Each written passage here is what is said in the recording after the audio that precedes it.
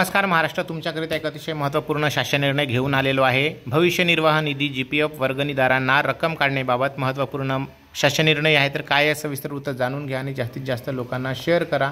चॅनलवर पहिल्यांदा असेल तर प्लीज सबस्क्राइब करून बेल बटन दाबायला विसरू नका। तर चला मंडळी, व्हिडिओला सुरुवात करूया।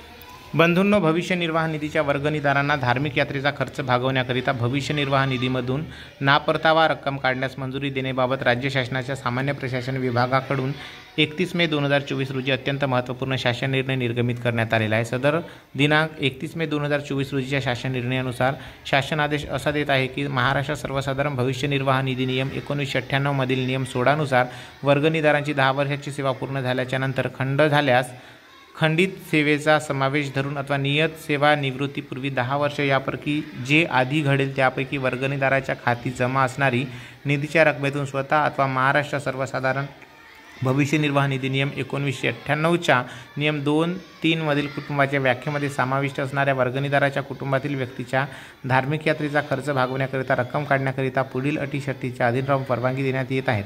सविस्तर अटी याप्रमाणे: सदर शासन निर्णयानुसार सदर धार्मिक यात्रेचा खर्च अथवा त्यांच्या खात्यावर जमा असणाऱ्या निधीच्या अर्धी रक्कम अथवा वर्गणीदाराचे 6 महिन्याचे वेतन यापैकी कमी असणारी रक्कम मंजूर करण्यास मान्यता देण्यात येत आहे।